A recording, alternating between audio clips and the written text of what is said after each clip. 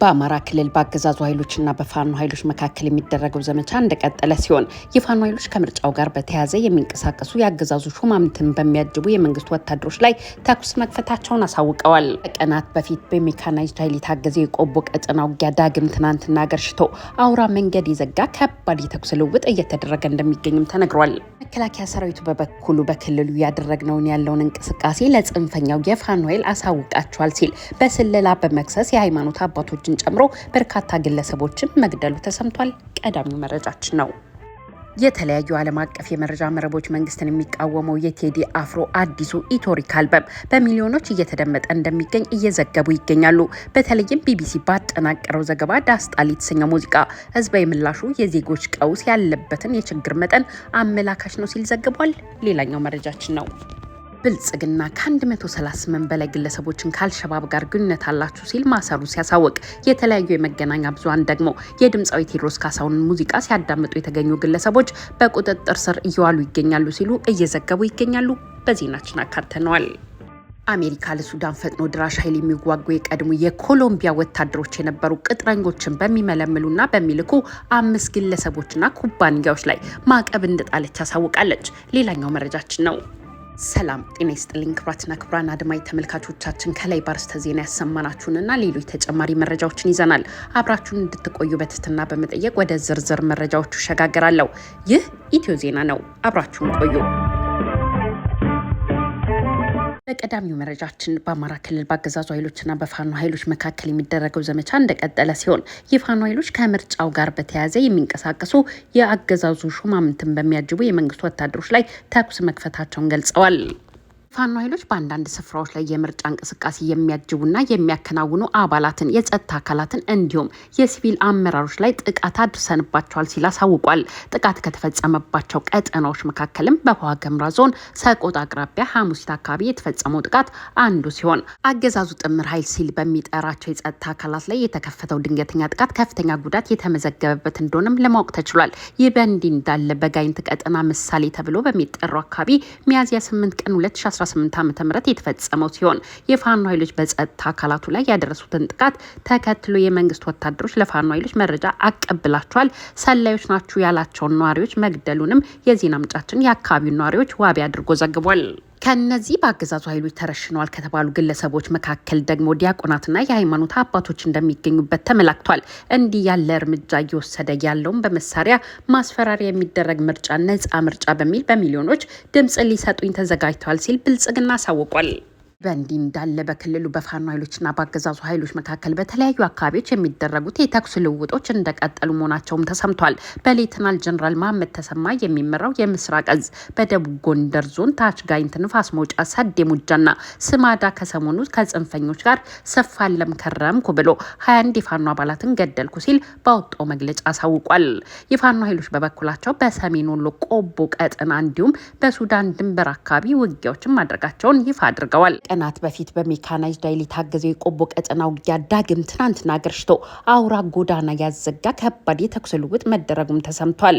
በአርማጭሆም ከሁለቱ ተፋላሚ ኃይሎች ከፍተኛ የሰብአዊ ኪሳራ የደረሰበት ጥቃት ተፈጽሞ ጉዳት መድረሱንም የዜና ምንጫችን ዘግቧል። ወሎ በመካነ ሰላም ግንባር በሁለቱ ተፋላሚ ኃይሎች መካከል በተካሄደ ከፍተኛ ውጊያ የአገዛዙ ኃይል ከፍተኛ ሰብአዊና ቁሳዊ ኪሳራ እንደደረሰበትም የመረጃ ምንጫችን አክሎ ዘግቧል። ተከታዩ መረጃችን የድምፃዊ ቴዎድሮስ ካሳሁን አልበም ኢቶሪካን በተመለከተ አንድ ዓለም አቀፍ ተቋም መንግስትን የሚቃወመው ሙዚቃ በሚሊዮኖች ላይ ተጽዕኖ ፈጥሯል ሲል ያጋራው መረጃ ትኩረትን ስቧል። የአገዛዙ ኃይሎች በበኩላቸው የድሮውን ስርዓት ናፋቂ ጩኸት አያወዛግበንም፣ አያስቆመንም እያሉ ይገኛሉ። ብልጽግናው ምክትል ፕሬዚዳንት ተመስገን ጥሩነህ የመሰረተ ልማት ሳምንት በተሰኘ ፕሮግራም ላይ ተገኝተው ባደረጉት ንግግር ለውጣችንን ለማጣጣል ለሚሞክሩ ጆሯችንን አንሰጥም ሲሉ ተሰምተዋል።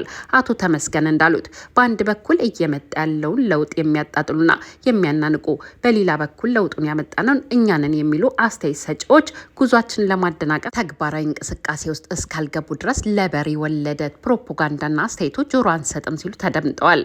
ሰሞኑን የብልጽግና ከፍተኛ አመራሮችና ልሳናት የጽንፈኛው ተላላኪዎች አትነቀንቁንም፣ አንሰማችሁም፣ አንሸነፍም፣ እንደ ጉቶ ነቅለን እንጥላችኋለን የሚሉ ዛቻን ያዘሉ ንግግሮችን እየተቀባበሉ ይገኛሉ።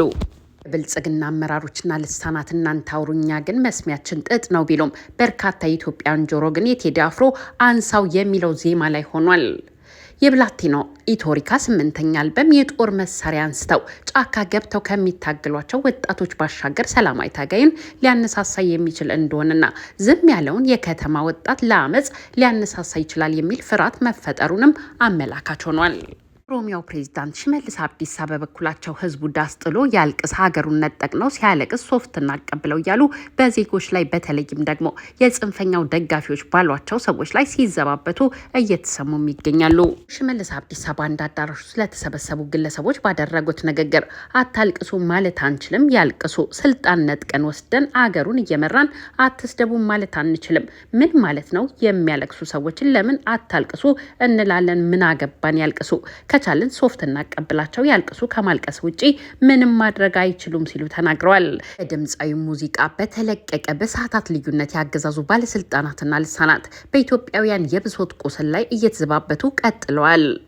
ይህ ብቻም ሳይሆን ሙዚቃውን ሲሰሙ በተገኙ ሰዎች ላይ ማሰር፣ ማሳደድና የመከልከል ዘመቻ መጀመራቸውም ታውቋል።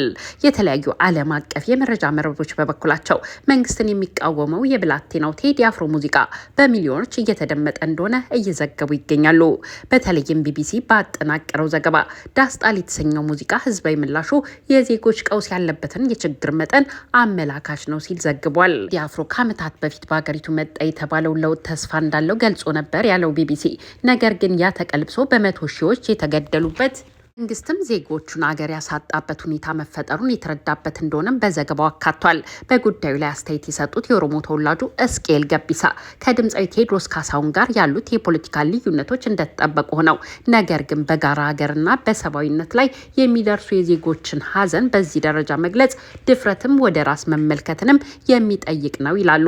ያለ ግፍና ሰቆቃ ህዝብ ላይ እየደረሰና እንደደረሰ ለመናገር ከና አመለካከት ልዩነትን ቢሆን ላለማዘን ብልጽግና መሆን ይጠይቃል ሲሉ አቶ እስቄል ገቢሳ ተናግረዋል። አቶ እስቄል ቴዲ በሙዚቃዎቹ እውነትን በከፊል ተናግሯል። የኢትዮጵያ ህዝቦች ተከፋፍለዋል፣ ተለጉመዋል፣ ተደፍጠዋል፣ እርስ በርስ ተባልተዋል፣ ተለያይተዋል።